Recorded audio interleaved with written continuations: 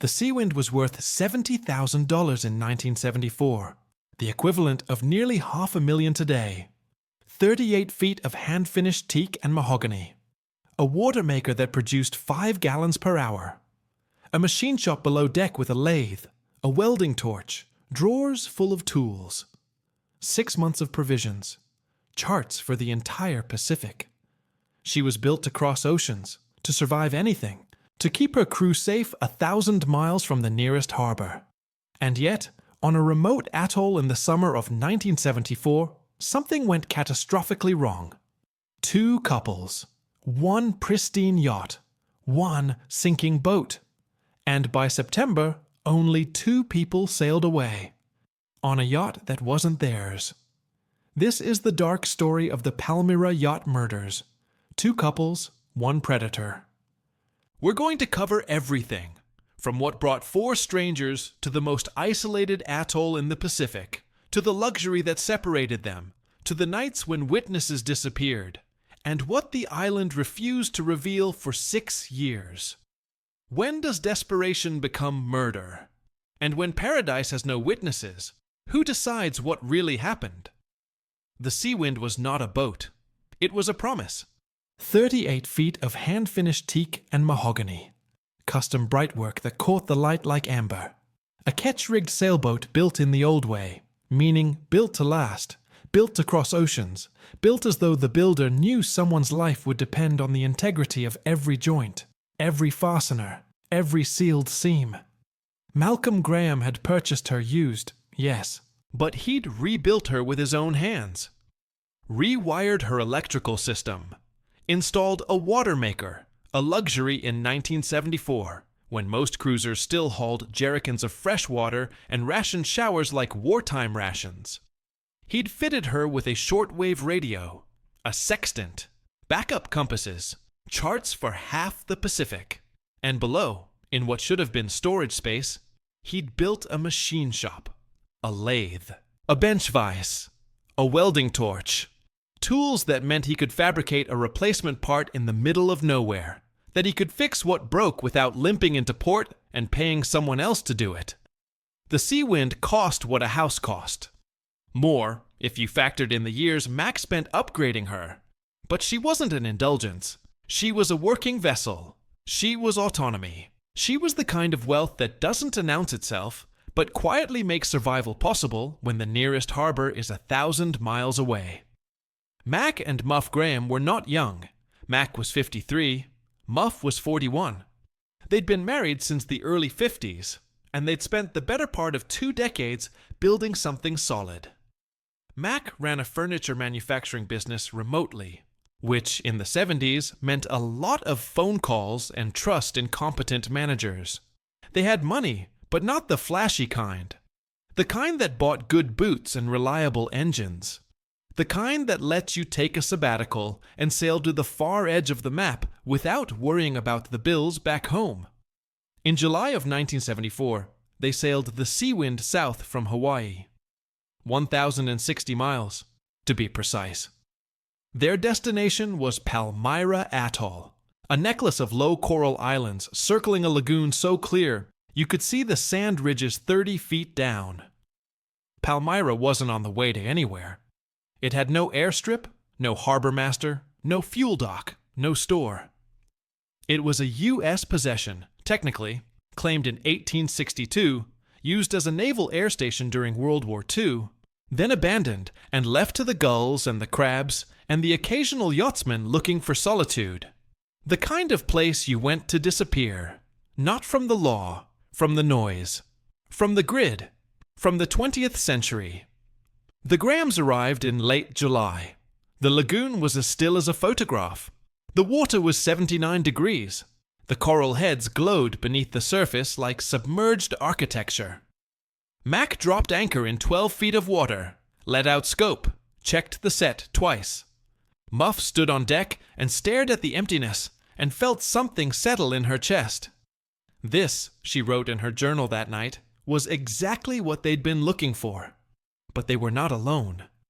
Across the lagoon, listing slightly to starboard, was another sailboat. Smaller, older, visibly distressed. a 30-foot sloop called the Iola, flying a tattered courtesy flag that had once been red, white, and blue, but was now mostly sun-bleached pink. Her hull was streaked with rust stains.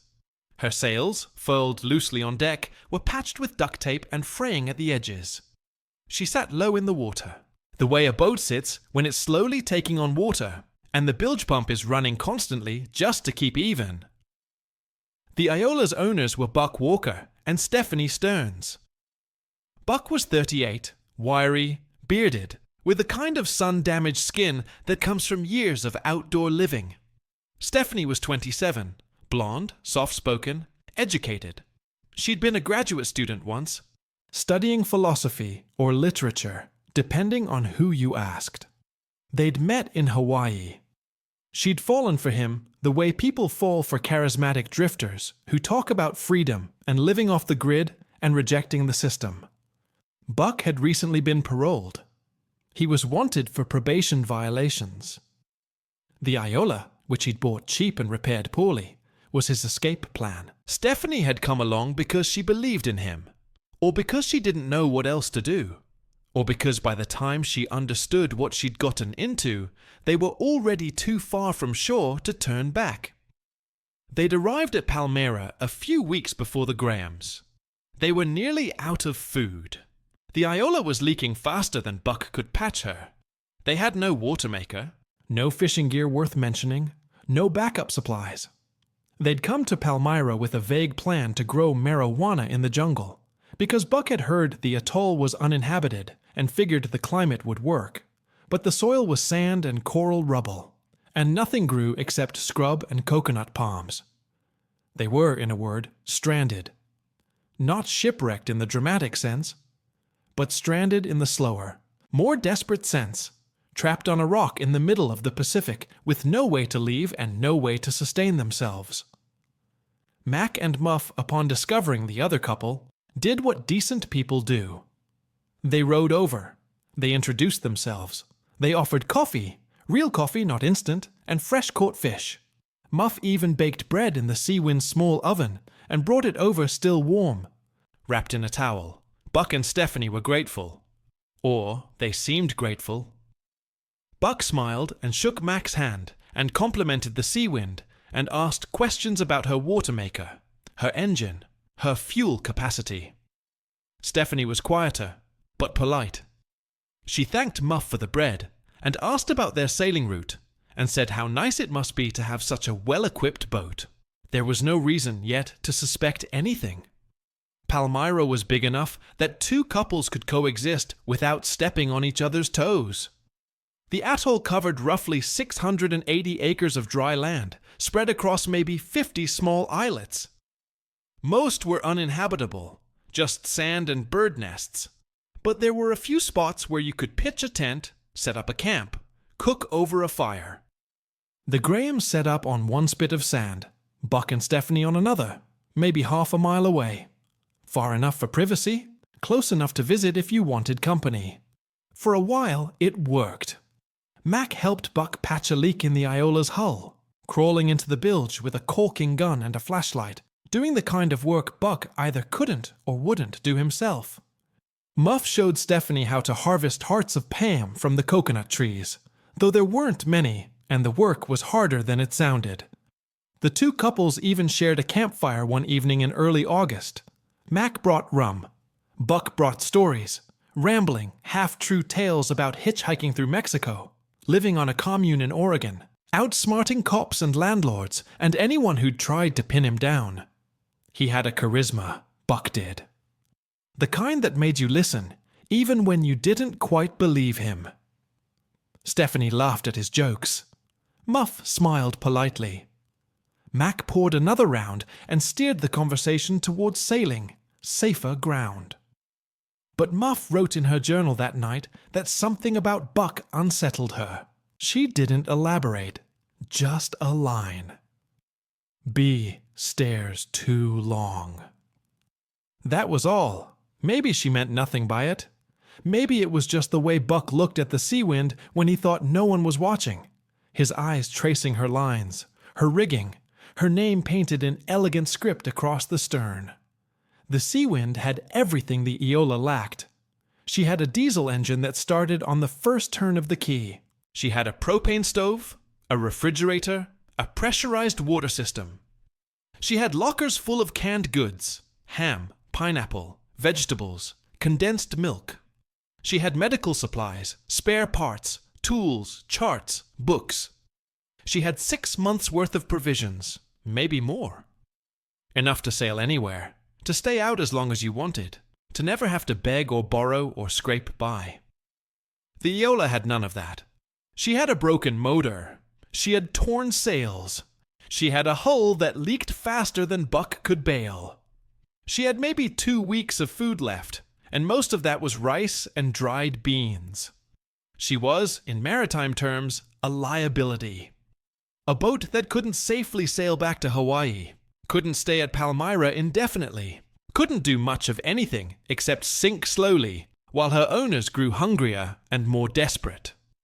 And desperation on an uninhabited atoll 1,000 miles from help is a dangerous thing. By mid-August, the other transient visitors to Palmyra had left. A marine biologist and his wife, who'd been studying seabirds, sailed out on the 15th.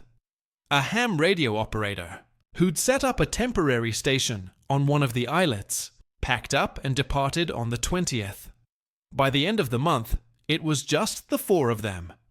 Mac and Muff on their orderly camp, with their well-stocked yacht anchored 100 yards offshore. Buck and Stephanie on theirs, with the Iola slowly dying at her mooring. Palmyra is one of the most isolated places on Earth. The nearest inhabited land is Hawaii, over 1,000 miles north. To the south, nothing but open ocean for another 1,000 miles until you hit the Line Islands, most of which are also uninhabited. No ships passed through. No planes flew overhead. The atoll had been a naval air station during the war.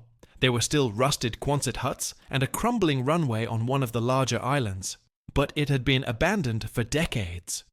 The only sound was the surf breaking on the outer reef, a low, constant rumble that you stopped hearing after a few days. It was paradise in the technical sense.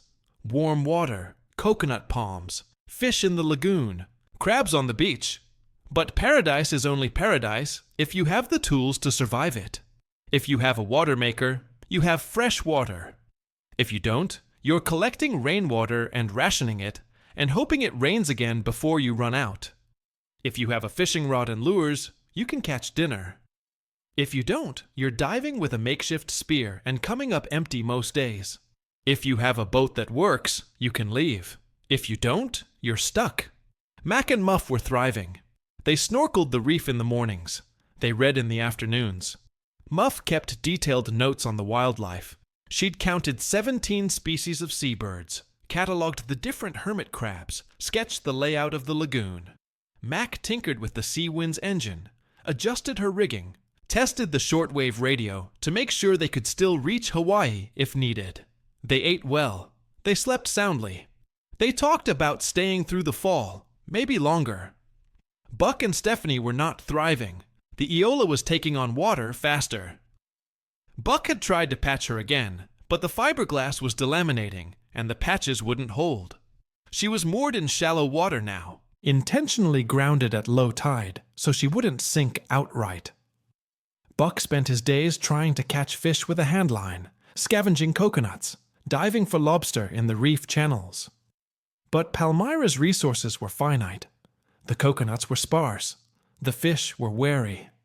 The lobsters hid deep in the coral where Buck couldn't reach them. Stephanie, in her own journal, later recovered, wrote that they were down to 1 meal a day. That Buck's temper was getting worse. That she was afraid to ask what would happen when the food ran out completely. She also wrote, in an entry dated August 20th, that Buck had started talking about the Seawind. Not openly. Not in a way that Muff or Mac would hear, but in their tent at night, in low tones. He'd say things like, "They've got enough for 10 people," or "Mac doesn't even need all that gear," or if they left, they wouldn't even notice half that stuff was gone. Stephanie had asked him what he meant. He told her not to worry about it, but she was worrying. She was worrying a lot. On August 28th, Mac and Muff invited Buck and Stephanie over for dinner on the Sea Wind. It was a gesture of goodwill. Maybe Mac sensed the tension. Maybe Muff just felt sorry for them. Either way, they cooked a real meal. Canned beef, rice, vegetables, canned fruit for dessert. They ate in the cockpit under the stars. Buck complimented the food, the boat, the setup. He asked Mac about the machine shop below, said he'd never seen anything like it on a sailboat. Mac showed it off proudly. The lathe, the vise, the racks of tools hung neatly on the bulkhead. Buck nodded, smiled, said something about how you could fix anything with a setup like that. Stephanie was quiet through most of the meal. She thanked Muff for the food. She didn't say much else. When they rowed back to shore that night, Muff watched them go and felt again that vague unease. She mentioned it to Mac. Mac said they seemed like good kids, just in over their heads. Muff didn't argue, but she locked the Sea Wind's companionway hatch that night. She'd never done that before. The next day, Mac noticed that the Iola had shifted position. She was no longer moored where she'd been. She was farther out in the lagoon, anchored in deeper water, and she was riding lower than before. He mentioned it to Muff. Muff said maybe Buck had tried to move her and the anchor dragged. Mac said maybe, but he didn't like it. He didn't like that Buck had moved the boat at night without saying anything. He didn't like that Buck was always watching the Sea Wind, always asking questions about her range, her fuel, her equipment. That evening, Mac checked the Sea Wind's dinghy. It was still tied to the stern, but the knot had been retied. Not the bowline he'd used. A different knot, clumsier. Someone had untied it and retied it. Mac didn't mention it to Muff. He didn't want to alarm her. But he started sleeping lighter. He kept a flashlight by the berth. He started locking the hatch every night, not just sometimes. On August 30th, Muff wrote in her journal, "Something feels wrong." Buck came by this morning asking if we had any extra rope. Mac gave him some, but he didn't need rope. The Iola is barely floating. Why does he need rope? That was the last entry. The next ship to visit Palmyra arrived on October 12th. A couple on a cruising yacht out of San Diego. They'd heard Palmyra was worth a stop, good anchorage. Interesting history, a chance to stretch their legs on solid ground. They motored into the lagoon and immediately saw the Iola. She was half sunk on the reef, her mast tilted at a 40-degree angle, her hull breached, clearly intentional, clearly scuttled. They motored closer. No one aboard, no dinghy, no sign of life. They anchored and rowed ashore. They found 2 campsites, one neat, organized, with a tent still standing and gear neatly packed. The other a mess, clothes scattered, empty cans, a machete stuck in a stump. No people. No boats except the sunken Iola. No explanation. They radioed the Coast Guard. The Coast Guard contacted authorities in Hawaii. A search was initiated. And 3 days later, a harbor master in Honolulu noticed something unusual. A 38-foot ketch, freshly repainted, rechristened, registered under a new name, had just cleared customs. The boat's lines were familiar. The builder's hull number, filed off but still faintly visible, matched the Sea Wind's. Buck Walker and Stephanie Stearns were arrested that afternoon. They claimed they'd found the Sea Wind adrift, that the Grahams were gone when they arrived, that they'd salvaged the boat because the Iola was sinking and they had no other way to get home. No one believed them. But without bodies, there was no murder charge. Just theft.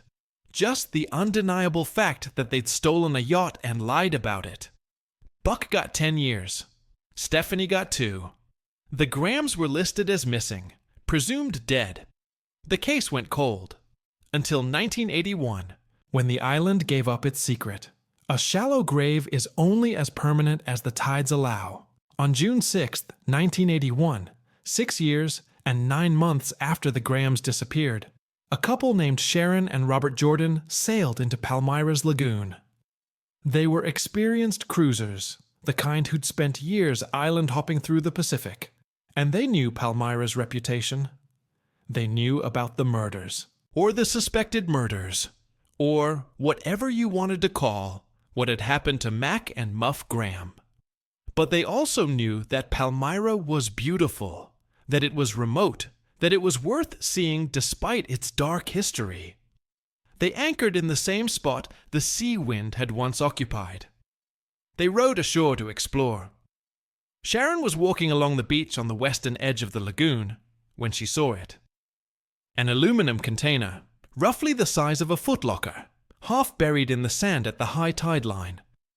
The metal was corroded, pitted by salt and time. She called Robert over. They debated opening it. They debated not opening it. In the end, curiosity won. Inside was a human skeleton. Female, judging by the pelvic structure. Mostly intact. The bones were clean, picked over by crabs and fish, but articulated, meaning the body had decomposed inside the container, sealed away from scavengers until the box itself had been dislodged by storms and washed up into the intertidal zone. The skull showed obvious trauma. A depressed fracture on the left side, the kind caused by a heavy, blunt object delivered with force. The Jordans sailed immediately to Hawaii and reported the find. The FBI took jurisdiction. Palmyra was U.S. territory, federal land, and any crime committed there was federal. They flew investigators and forensic specialists out to the atoll. They recovered the remains. They sifted the sand around where the container had been found. They searched the jungle, the beaches, the lagoon. They found nothing else. No second body. No weapon. No other evidence. But they didn't need much else. The remains were sent to a forensic odontologist in Honolulu. Dental records confirmed what everyone already suspected. The body was Eleanor Muff Graham. The fracture to her skull was consistent with homicide. The aluminum container, later identified as a type used for storing marine gear, possibly from the sea wind itself, was clearly a makeshift coffin. Someone had killed her, stuffed her body in a box, weighted it or buried it, and hoped the ocean would keep the secret. The ocean had not kept the secret. By 1981, Buck Walker was still in federal prison, serving time for the yacht theft and unrelated drug charges. Stephanie Stearns had finished her sentence and was living quietly in Hawaii, working as a waitress, trying to rebuild a life under a cloud of suspicion. The discovery of Muff's body changed everything. Buck was indicted for murder. Stephanie was not. Prosecutors decided they didn't have enough evidence to tie her directly to the killing. Or perhaps they believed her story that she'd been a frightened bystander. Either way, Buck would stand trial alone. But that wouldn't happen until 1985. Between 1981 and 1985, investigators worked to build a case from fragments. They re-interviewed everyone who'd been at Palmyra in the summer of 1974. They tracked down the other sailors who'd briefly overlapped with the two couples. They combed through Stephanie's journal, which had been seized during the original theft arrest. They found a former cellmate of Buck's who claimed Buck had bragged about committing the perfect crime on an island where no one would ever find the bodies. They had no confession. They had no eyewitness. They had no murder weapon. What they had was circumstantial evidence, overwhelming, damning, but still circumstantial. They had the theft of the Sea Wind. They had the scuttling of the Iola, which suggested Buck had no intention of leaving Palmyra on his own boat. They had the desperate circumstances, Buck and Stephanie starving, the Grahams thriving. They had motive, means, opportunity. And now they had a body. But only one body. Mac Graham was never found. His remains were never recovered. The prosecutors had to make a choice. Charge Buck with both murders based on Muff's body alone, or charge him only with Muff's murder and leave Mac's death as an unresolved disappearance. They chose the latter. It was cleaner. It avoided legal complications around corpus delicti, the principle that you need a body, or at least strong evidence of death, to prove a murder occurred. The assumption, the working theory, was that Buck had disposed of Mac's body differently, weighted it with chains or an anchor, and dropped it in deep water outside the lagoon, where the currents would carry it away and the depth would prevent recovery. Or fed it to sharks. Palmyra's lagoon was full of sharks, blacktips, greys, the occasional tiger shark cruising the channels. A body, dismembered and scattered in shark-heavy water, would disappear in hours. But that was speculation. The only facts were these. Muff's body had been found. Mac's had not. Buck Walker would stand trial for one murder, not two. The question no one could answer definitively was what had happened that night in late August 1974. There were no witnesses except Buck and possibly Stephanie. Neither was talking. Buck maintained his innocence. His story, such as it was, shifted over the years, but the core remained the same. He and Stephanie had found the Seawind abandoned, the Grahams gone, and they'd taken the boat because the Iola was sinking and they had no other choice. It was salvage, he claimed. Not theft. Certainly not murder. Stephanie's story was more nuanced. She admitted they'd taken the Seawind. She admitted the Grahams were gone when they boarded her. But she insisted she had no idea what had happened to Mac and Muff. She suggested maybe they'd drowned in an accident. Maybe they'd gone fishing and been swept out to sea. Maybe they'd had a fight and Mac had killed Muff and then killed himself. She floated theories, possibilities, anything to avoid the obvious conclusion. But the obvious conclusion was this. Buck Walker, driven by hunger and envy and the brutal calculus of survival, had decided to take the Seawind. And the only way to take the Seawind was to remove the Grahams. The mechanics of how he did it remain unknown. But investigators developed a working scenario based on the evidence and the layout of Palmyra. It went something like this. Late August, probably after the 28th, when the Grahams had hosted Buck and Stephanie for dinner. Probably before September 1st, when Buck and Stephanie would have needed to leave Palmyra in order to reach Hawaii by the date they arrived.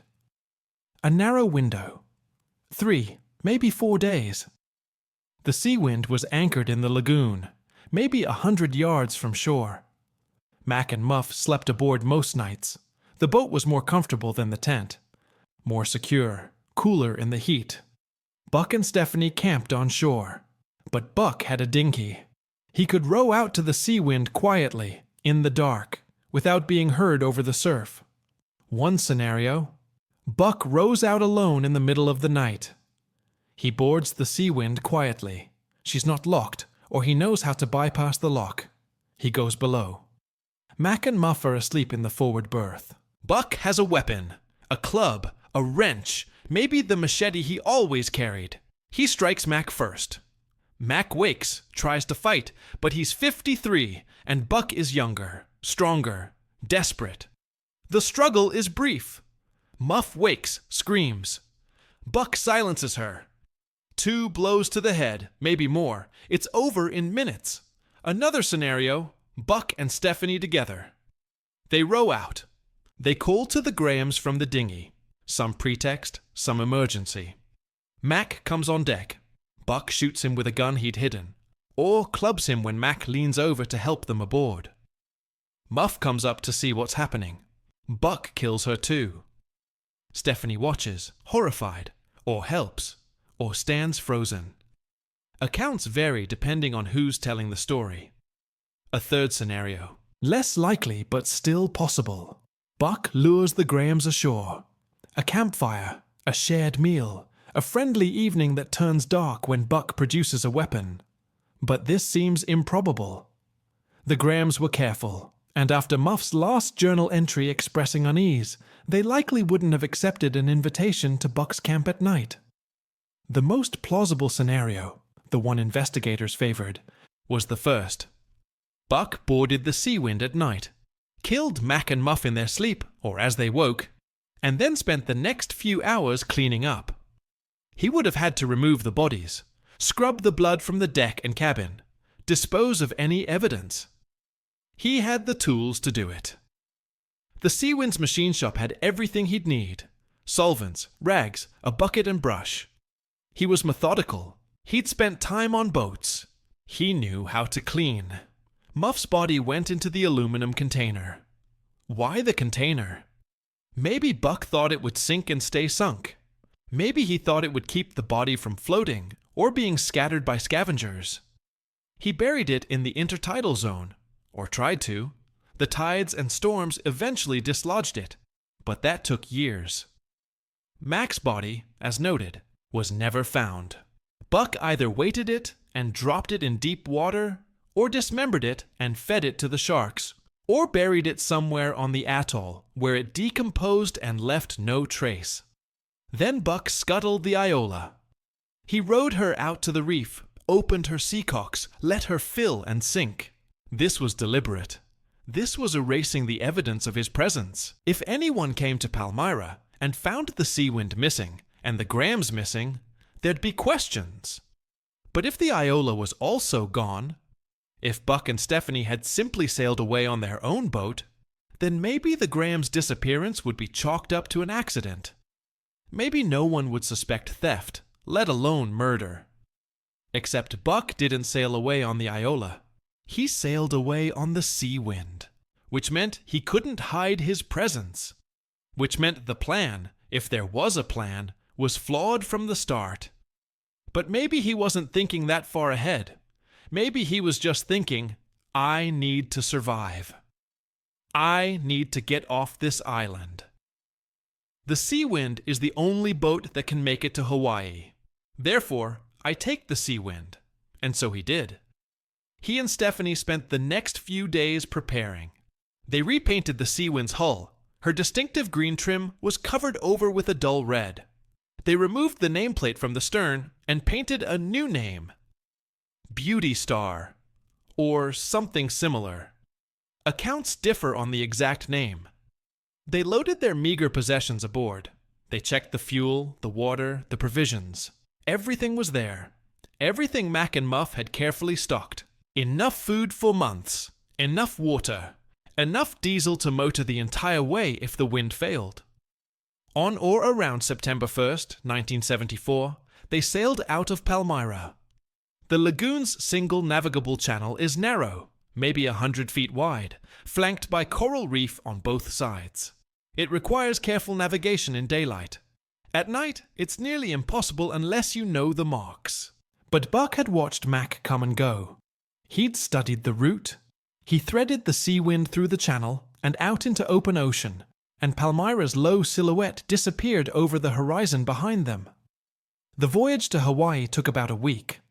The Seawind, a capable offshore boat in the hands of a competent sailor, would have made the trip easily. Buck was not a competent sailor, not in Mac's league, but the Seawind was forgiving. Her autopilot worked. Her engine was reliable. The weather was fair. They motored when the wind dropped, sailed when it filled in, and averaged maybe 5 knots. 1,000 miles at 5 knots is 200 hours. 8 days, give or take. Stephanie, in later interviews, described the trip as a nightmare. She claimed she spent most of it below, seasick and terrified. She claimed Buck refused to talk about what had happened to the Grahams. She claimed she asked him directly, "Did you hurt them?" And he told her to shut up and never ask again. She claimed she didn't know. She claimed she suspected, but didn't want to believe it. She claimed a lot of things that were convenient to claim after the fact. What's undisputed is that they arrived in Honolulu on September 11th. They motored into Alawai Harbor, the main yacht basin, in broad daylight. They tied up at a transient dock. They cleared customs, presenting false documentation for the Seawind, claiming they'd renamed her, claiming she was theirs. The customs officials, overworked and understaffed, waved them through, and they might have gotten away with it, at least for a while, if Mac and Muff hadn't been well known in the sailing community. The Seawind was a distinctive boat. She had friends. She had people who'd recognize her even under a bad paint job and a fake name. One of those people was a man named Bernie Leonard, a sailor who'd met the Grahams in Hawaii before their departure. He was walking the docks at Alawai a few days after Buck and Stephanie arrived, and he saw the sea wind. The paint was wrong. The name was wrong.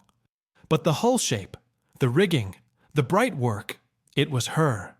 He was sure of it. He walked closer. He saw Buck on deck, a stranger. He asked where Buck had gotten the boat. Buck said he'd bought her in Mexico. Bernie didn't believe him. Bernie went to the harbor master. The harbor master called the FBI. Within hours, agents were at the dock. They inspected the hull number, found it had been filed off, but was still partially legible under magnification. They matched it to the Sea Wind's registration. They arrested Buck and Stephanie on the spot for possession of a stolen vessel. At the initial interrogation, Buck and Stephanie stuck to their story. They'd found the Sea Wind drifting off Palmyra, no one aboard, no sign of the Grahams. They'd salvaged her because the Iola was sinking. It was a lie, but a coherent one. The problem was the physical evidence. The Sea Wind's lockers were full of the Grahams' personal belongings. Muff's journals, Mac's tools, photographs, letters. The new paint was still tacky. The Iola, as authorities would soon discover, had been deliberately scuttled. Prosecutors charged them with yacht theft. The murder investigation was opened, but without bodies, it went nowhere. Buck and Stephanie were tried separately. Stephanie's trial came first. She was soft-spoken, tearful, credible on the stand. She admitted taking the boat, but claimed ignorance of any violence. The jury convicted her of theft, but gave her a light sentence. 2 years. She served her time quietly and was released in 1977. Buck's trial was less sympathetic. He had a criminal record: theft, burglary, drugs.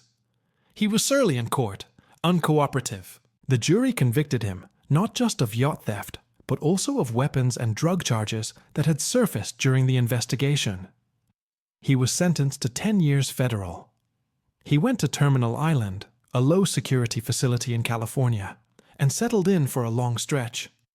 And that's where things stood until the island spoke again. Palmyra held onto its secrets for 6 years. The lagoon tide rose and fell twice a day, every day, moving water in and out through the reef channels. Storms came through, tropical depressions, the occasional hurricane passing to the north. Currents shifted sand, rearranged the bottom, eroded the shoreline. And eventually, one of those tides or storms or shifts dislodged the aluminum container with Muff's remains and pushed it up onto the beach where Sharon Jordan would find it. The discovery changed the calculus entirely. Now there was a body. Now there was a murder. Now Buck Walker, already in prison, was facing a life sentence. The trial of Buck Walker for the murder of Eleanor Muff Graham began on February 25, 1985, in United States District Court in San Francisco. By then, Buck had been in federal custody for over a decade. First for the yacht theft, then held pending the murder charge after Muff's body was discovered.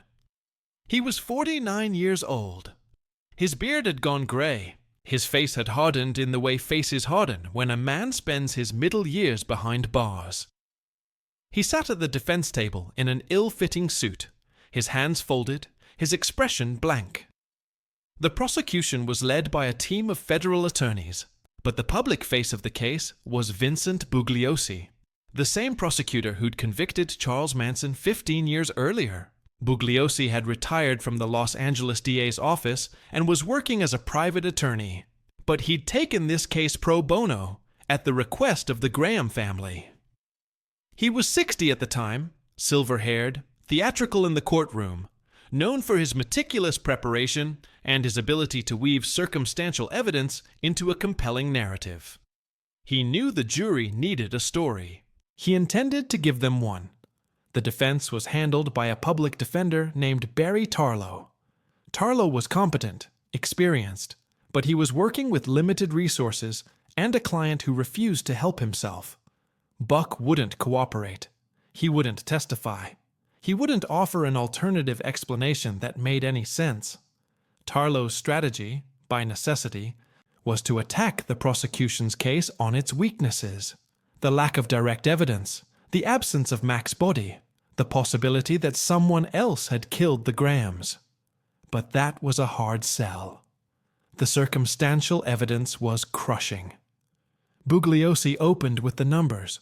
He always liked numbers. They gave weight to a narrative. He told the jury, the Sea Wind was a 38-foot ketch valued at $70,000 in 1974, equivalent to roughly $400,000 in 2025 dollars. She had a 15-horsepower diesel engine, a water maker capable of producing 5 gallons per hour, a propane refrigerator, a shortwave radio with a range of 3,000 miles. She carried 200 gallons of fuel, 100 gallons of water, 6 months of provisions.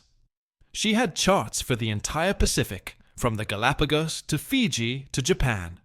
She had medical supplies, spare parts, tools. She had a machine shop below deck with a lathe, a vise, a welding torch, drawers full of fasteners and raw stock. She was, in Bugliosi's words, a floating sanctuary, a vessel that could take you anywhere and keep you alive indefinitely. The Iola, by contrast, was a wreck. 30 feet long, wooden hull, built in the 1940s. She had a broken engine. She had torn sails patched with duct tape. She had leaks in the hull that Buck had tried to patch with fiberglass and epoxy, but the patches were failing. She had no water maker, no refrigeration, no reliable navigation equipment. She had maybe 2 weeks of food aboard when Buck and Stephanie arrived at Palmyra. By late August, they were down to rice and coconuts. The Iola was moored in 3 feet of water, intentionally grounded at low tide to prevent her from sinking outright. Bugliosi let those facts sit with the jury. Then he said, if you were starving on a remote atoll with no way to leave, and you saw a boat like the Sea Wind anchored 100 yards away, fully stocked, fully functional, owned by people who had everything you lacked, what would you do? The defense objected. Bugliosi rephrased. But the point was made. The prosecution's case was built in layers.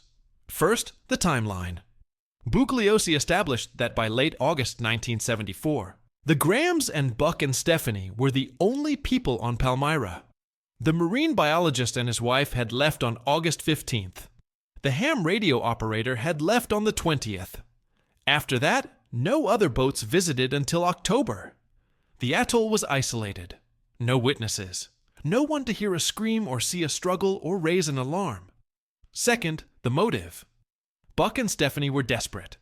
Bugliosi introduced testimony from other sailors who'd met them in Hawaii before they sailed to Palmyra.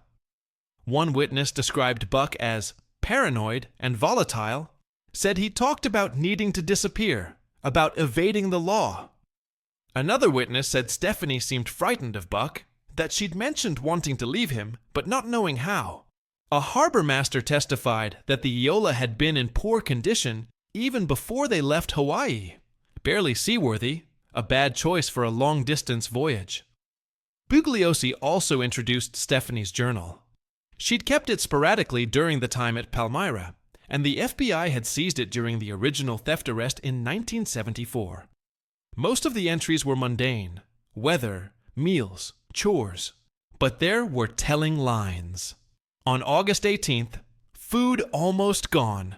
Buck says not to worry. On August 23rd, saw the Grahams fishing today. They gave us some. I hate taking from them. On August 27th, Buck talking about the Sea Wind again. I told him to stop. He got angry. The final entry, dated August 28th, read, went to dinner on Sea Wind. Muff made canned beef and rice. Mac showed Buck the machine shop. Buck wouldn't stop staring at it. I feel sick. There was nothing after that. No entry for the 29th or 30th. No entry explaining what happened. Just silence. Third, The physical evidence. Muff's body. Bugliosi had the forensic odontologist testify that the remains were positively identified through dental records.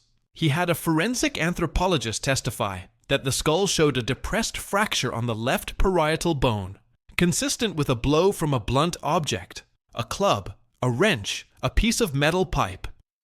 The fracture was severe. It would have caused immediate unconsciousness, likely death within minutes. There were no other injuries to the skeleton, no defensive wounds on the hands or arms. The anthropologist concluded that Muff had likely been struck from behind, or while lying down. She hadn't had time to fight back. The aluminum container that held her body was entered into evidence. It was roughly 3 feet long, 2 feet wide, 18 inches deep.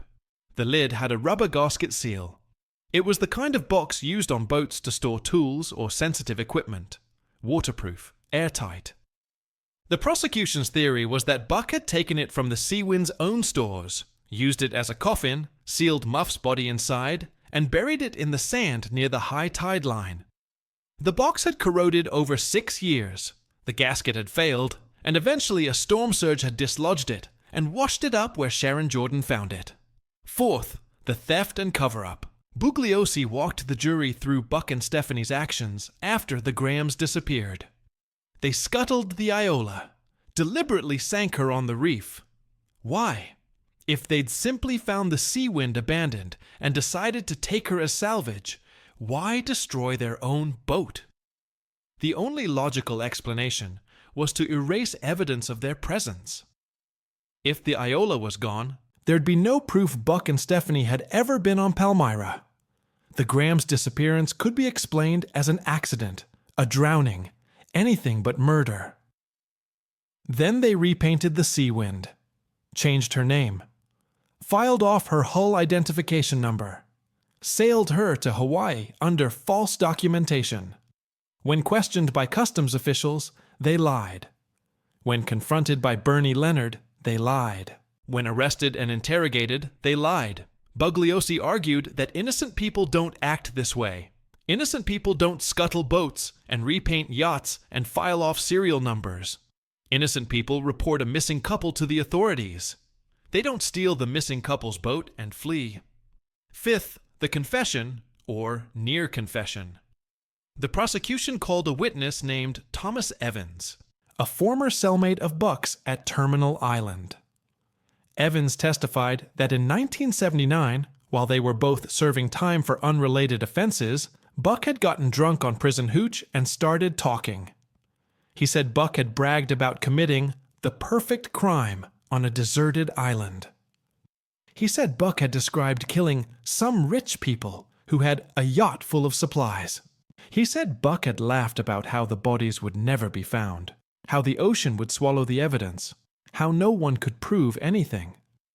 The defense tried to discredit Evans. He was a convicted felon, a drug user, a snitch looking for leniency. But Evans was specific. He remembered details. He described the Seawind's green trim, which Buck had mentioned. He described Palmyra. Though he didn't know its name at the time, the jury believed him. Sixth, and most damning, was Stephanie's testimony. She'd been granted immunity in exchange for cooperating with the prosecution. She took the stand on the 8th day of the trial. She was 41 now, 14 years older than the woman who'd sailed to Palmyra with Buck. She wore a plain dress, no makeup, her hair pulled back. She looked tired. She looked like someone who'd spent a decade and a half living under the weight of what she knew. Bugliosi led her through the story. She confirmed that by late August, she and Buck were nearly out of food. She confirmed that Buck had become obsessed with the Seawind, that he'd talked about taking it, that she'd begged him not to. She testified that on the night of August 30th, she was certain of the date because it was the last night she slept on shore. Buck had told her to stay in the tent. He said he was going out to check on the Iola. She'd asked if she could come. He'd said no. She said she'd fallen asleep and woke up hours later, maybe 3 or 4 in the morning, and Buck was back. He was agitated, sweating. His clothes were wet. He told her to pack everything, that they were leaving. She'd asked where the Grahams were. He told her not to ask questions. She'd asked again. He grabbed her by the arm, hard enough to bruise, and said, "They're gone. Don't ask again." She testified that the next day, Buck rowed her out to the Seawind. The Grahams weren't there. Their personal belongings were still in the cabin. Muff's journal on the table, Mac's reading glasses on the chart desk. But no Mac, no Muff. Stephanie said she'd asked Buck what happened. He said they'd had an accident, that they'd gone fishing and hadn't come back, that the Seawind was just sitting there and they'd be fools not to take it. She said she didn't believe him. But she was terrified. She was 1,000 miles from land with a man who'd just made 2 people disappear. She didn't know what to do. So she helped him. She helped him repaint the boat. She helped him load their belongings. She helped him sail to Hawaii. And she kept her mouth shut. Under cross-examination, Tarlo tried to break her story. He asked why she hadn't gone to the authorities in Hawaii. She said she was afraid Buck would kill her. He asked why she hadn't told the truth during her own trial in 1974. She said her lawyer had advised her not to. He asked if she'd participated in the murders. She said no, she'd been in the tent, she hadn't seen anything. He asked if she'd helped dispose of the bodies. She said no, Buck did that alone. Tarlo pressed. But you helped him sail away on a stolen yacht. You helped him cover up 2 murders. Doesn't that make you an accessory? Stephanie's voice broke. She said, I was 27 years old and alone on an island with a man I was terrified of. I made a terrible mistake. I should have done something. I should have told someone. But I didn't. And I've lived with that every day since. The jury watched her cry. Some of them looked sympathetic. Some looked skeptical. It was hard to tell. Bugliosi wrapped up the prosecution's case on day 14. He summarized the evidence: motive, opportunity, physical proof, confession, cover-up. He reminded the jury that this was not a mystery novel where every detail had to be explained. This was real life. In real life, you don't always have eyewitnesses. You don't always have a murder weapon. You don't always have a videotape of the crime. What you have is the totality of circumstances. And the totality here pointed to one conclusion. Buck Walker murdered Eleanor Graham, likely murdered Malcolm Graham, stole their yacht, and tried to get away with it. He ended with this. Mac and Muff Graham went to Palmyra looking for paradise. They found a predator. They were generous. They were kind. They shared their food, their tools, their kindness with 2 desperate strangers. And those strangers repaid them with violence, with murder, with theft. Ladies and gentlemen, Palmyra Atoll is one of the most remote places on Earth. 1,000 miles from civilization. No phones, no police, no witnesses. The defendant thought he could kill 2 people there, and the ocean would hide his crime forever. But the ocean gave up Muff Graham's body. The ocean brought her home. And now it's your job to bring her justice. The defense's case was brief. Tarlo called a few character witnesses, people who'd known Buck before Palmyra, who said he wasn't violent, that he'd never hurt anyone. But these witnesses were weak. One admitted Buck had been in prison for burglary. Another admitted Buck had a temper.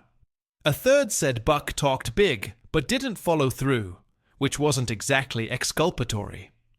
Tarlo tried to suggest alternative theories. Maybe Stephanie had killed the Grahams and pinned it on Buck. Maybe Mac had killed Muff in a domestic dispute and then committed suicide. Maybe pirates had come to Palmyra, killed the Grahams, and left before Buck and Stephanie even knew what happened. But none of these theories held water. There was no evidence of pirates. Mac and Muff's relationship, by all accounts, was loving and stable. And Stephanie's testimony, whatever its flaws, was consistent and detailed. Tarlow's closing argument was a plea for reasonable doubt. He said the prosecution's case was built on inference, not proof. He said Stephanie was an unreliable witness. She'd lied before. She could be lying now.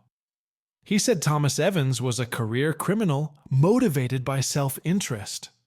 He said the forensic evidence proved Muff had been killed, but it didn't prove who killed her. But reasonable doubt is a high bar when the circumstantial evidence is overwhelming, and it was. The jury deliberated for 2 days. On March 15, 1985, they returned a verdict, guilty of murder in the first degree. Buck showed no emotion. He stared straight ahead. The judge scheduled sentencing for April. The courtroom emptied slowly. Outside, reporters swarmed Bugliosi. He said justice had been served, that the Grahams could rest in peace. Stephanie Stearns left through a side door. She didn't speak to the press.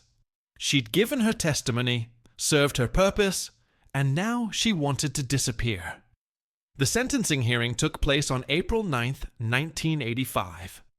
Buck Walker stood before the judge, a federal appointee named Samuel King, who'd been on the bench for 30 years and had seen his share of violent men.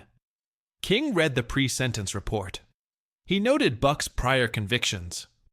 He noted the complete absence of remorse. He noted that Buck had refused to cooperate with investigators, refused to reveal the location of Mac Graham's body, refused to offer any explanation or apology to the Graham family. The Graham's sister, Kit Munsey, gave a victim impact statement. She spoke about Mac and Muff, how they'd been adventurous, how they'd loved sailing, how they'd trusted people to a fault. She said they'd gone to Palmyra searching for peace and had encountered a man who took everything from them. She said the family had spent 11 years not knowing what happened, hoping somehow Mac and Muff were still alive on some distant island. The discovery of Muff's body had ended that hope, but at least provided closure. Except there was no closure for Mac. His body was still out there somewhere, in the ocean, or buried on Palmyra, and the family would never be able to lay him to rest properly. Judge King sentenced Buck Walker to life in prison without the possibility of parole. He said the crime was premeditated, brutal, and committed in furtherance of theft. He said Buck had shown himself to be a danger to society and would remain incarcerated until his death. Buck was remanded to federal custody. He was transferred to Victorville, a medium-security facility in California's high desert. He would spend the next 22 years there. He never admitted to the murders. He never told anyone where Mac's body was. He maintained, to anyone who asked, that he'd been wrongly convicted, that Stephanie had lied, that he'd found the Seawind abandoned and took it because he had no other choice. In 2007, at the age of 72, Buck Walker died in prison. Cause of death was listed as natural causes. Heart failure, most likely. He'd been incarcerated for 33 years, first for yacht theft, then for murder. He never saw freedom again after sailing the Seawind into Honolulu in 1974. No obituary mentioned him. No memorial was held. His body was cremated and the ashes disposed of by the state. He left behind no family, no estate, no legacy, except the crime that defined him. Stephanie Stearns, by contrast, tried to build a life after the trial. She'd been released from prison in 1977 after serving her 2-year sentence for yacht theft. She'd lived quietly in Hawaii for a few years, working low-profile jobs: waitress, bookkeeper, hotel clerk. She avoided the sailing community. She avoided anyone who might recognize her name. After Buck's conviction in 1985, she wrote a book. It was titled Palmyra, Lost Innocence, and it was published in 1986 by a small press. In it, Stephanie maintained her version of events, that she'd been a naive young woman in love with a charismatic drifter, that she'd gone to Palmyra thinking it would be an adventure, that she'd had no idea Buck was capable of violence.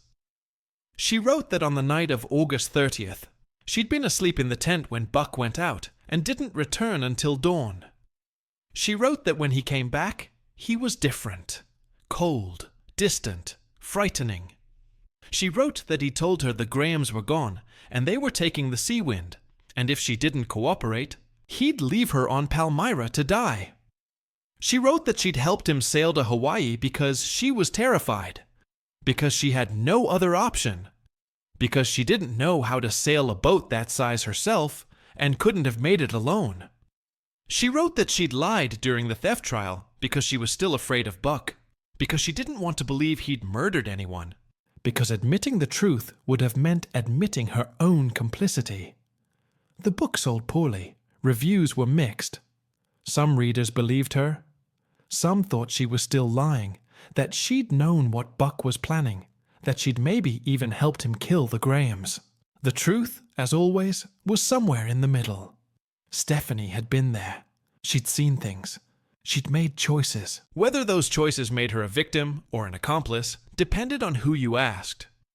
She moved to the mainland in the early 90s. She changed her name, legally, through the courts. She settled somewhere in the Pacific Northwest, possibly Oregon or Washington.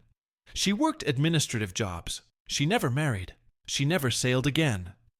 She gave one interview in 1997 to a true crime magazine, and in it, she said she thought about Palmyra every day, that she couldn't look at the ocean without feeling nauseous, that she'd spent 2 decades trying to forgive herself, and hadn't succeeded. After that, she disappeared from public view entirely. If she's still alive today, she'd be in her late 70s. She's never resurfaced. She's never spoken publicly again. The Sea Wind, the yacht at the center of the tragedy, had a different fate. After Buck and Stephanie were arrested in 1974, the boat was impounded by federal authorities. She sat in a government storage yard in Honolulu for years, slowly deteriorating. The Graham family didn't want her back. Too many painful associations. She was auctioned off in 1979. A marine salvage company bought her for $20,000, a fraction of her value. They restored her, stripped the crude red paint Buck had applied, found the original green trim underneath, replaced rotted rigging, rebuilt the engine, refinished the bright work. By 1982, the Sea Wind was sailing again, chartered out to tourists in the Caribbean. She changed hands several more times over the years. Each new owner learned her history and had to decide whether to keep her or sell her. Some said she was cursed. Sailors are superstitious, and a boat where 2 people were murdered carries a stain that no amount of varnish can cover. There were reports, unverified, anecdotal, of strange occurrences aboard. Equipment failing for no reason. Compasses spinning. The smell of cigarette smoke in the cabin when no one was smoking. Muff had been a smoker. Mac had not. But these are the kinds of stories that accumulate around any boat with a dark history. The truth is simpler. The Sea Wind was a well-built vessel that outlasted the people who died on her. Last confirmed sighting was in 2010, when she was spotted in a marina in the Virgin Islands, renamed again, her history known only to those who bothered to look up her hull number. Whether she's still sailing today is unknown. Boats that old often end their lives quietly, abandoned in a boatyard, scuttled in a hurricane, broken up for parts. The Sea Wind may be gone, or she may still be out there under yet another name, carrying tourists who have no idea 2 people were murdered on her deck 45 years ago.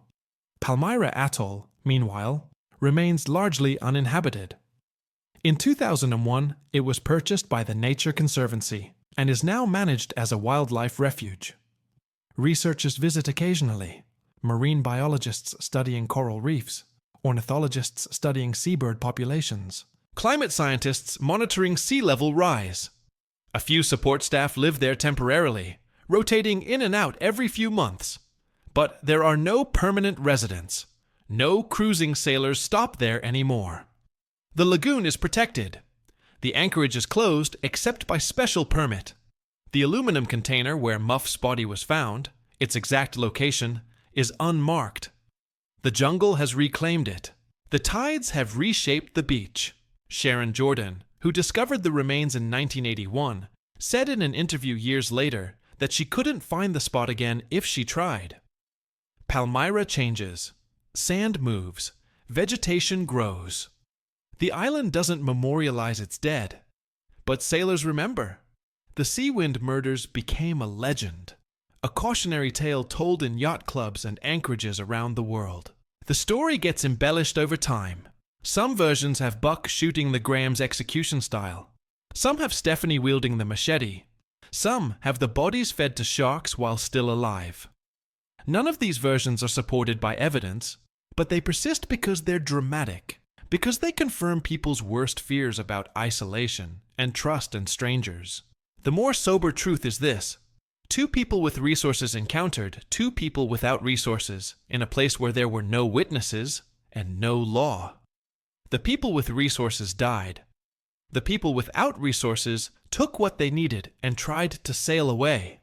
It's an old story, older than sailing, older than civilization.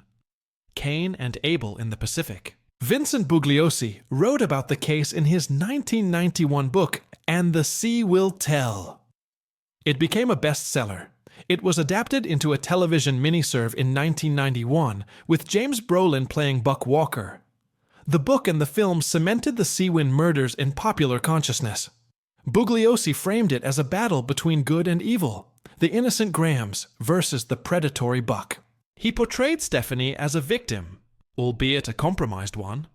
He argued that the isolation of Palmyra had allowed Buck's worst instincts to surface, that in civilization, Buck might have stolen or lied, but wouldn't have killed. But on a deserted atoll, with no consequences and no oversight, murder became possible. It's a compelling narrative. It's also probably accurate. Buck had a criminal history, but no history of violence before Palmyra. After Palmyra, he killed two people.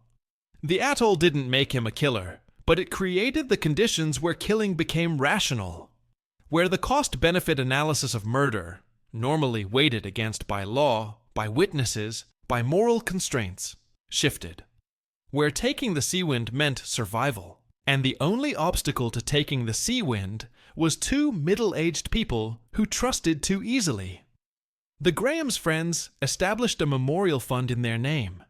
It provides scholarships for young sailors, funding for marine conservation, grants for people pursuing adventurous lives at sea. The fund has awarded over $1 million since 1985. It's a small legacy, but a fitting one. Mac and Muff believed in exploration, in seeing the world, in trusting the ocean and the people you met on it. Their deaths didn't disprove those beliefs. They just proved that trust, like any resource, can be exploited. In 2014, on the 40th anniversary of the murders, a small group of sailors held a memorial at sea off the coast of Hawaii. They sailed out to the approximate latitude and longitude where the Sea Wind would have been when Mac and Muff were killed, or close enough, given that Palmyra is 1,000 miles south, and no one wanted to make the trip just for a ceremony. They read from Muff's journals. They played a recording of Mac's voice from an old interview he'd given to a sailing magazine in the 60s. They scattered flowers on the water. One of the attendees, a man in his 70s, who'd known the Grahams in the early 70s, said afterward, "They were good people. They didn't deserve what happened. But they also wouldn't want us to be afraid. They'd want us to keep sailing, to keep exploring, to keep believing that most people are decent." It's a generous sentiment, maybe too generous. But it's what survivors do. They find meaning, they construct lessons, they insist that tragedy has purpose. The reality is simpler and colder. Mac and Muff Graham sailed to Palmyra in search of paradise. They found an atoll with clear water and white sand, and no other people. They thought isolation was freedom. They didn't realize isolation is also vulnerability. They shared their food with strangers, because that's what you do at sea. You help people in need. You offer what you can. And usually, that generosity is reciprocated. Usually, it builds community. Usually, it's the foundation of the cruising life. But not always. Buck Walker saw the sea wind and saw survival. He saw abundance where he had scarcity. He saw a way off the island and a way to avoid the consequences he'd been running from. And he took it. Whether he planned the murders in advance or acted impulsively in a moment of desperation is unknowable. The result is the same. Muff's body was found. Mac's was not. That asymmetry haunts the case. Legally, Buck was only convicted of one murder. Morally, everyone knows he killed both. But without Mac's body, there's always a sliver of doubt, a gap in the narrative. Maybe Mac survived. Maybe he swam to another island. Maybe he's still out there, living under a different name, hiding from the world. These are fantasies, of course. Mac Graham died on Palmyra in August 1974. His body is either in the ocean or buried somewhere on the atoll. It will never be found. The Pacific is too vast. Palmyra is too wild. The years have erased whatever evidence remained. The lesson of the Sea Wind murders, if there is one, is that paradise doesn't exist. Or rather, paradise is just geography. It's weather and water and sand. It doesn't confer morality. It doesn't protect the innocent. It doesn't punish the guilty. Palmyra was beautiful in 1974. It's beautiful now. The lagoon is still clear. The palms still sway. The crabs still scuttle across the beach at night. And underneath that beauty, somewhere in the sand or the water or the jungle, are the traces of what happened. Metal corroding. Bones dissolving. Secrets the island will never fully reveal. Mac and Muff Graham went looking for a place untouched by the world. They found it. And in that untouched place, removed from law and witnesses and consequence, they encountered the oldest human truth. That some people take, and some people give. And sometimes the ones who give pay for it with their lives. The Sea Wind is gone now, or renamed, or sailing under distant skies where no one knows her history. Buck Walker is dead. Stephanie Stearns, if she's alive, is silent. The Graham family has moved on as much as anyone can. Palmyra remains, indifferent and pristine, waiting for the next visitors who think they've found paradise. The ocean keeps its secrets, but not forever. Eventually, the tide brings everything back.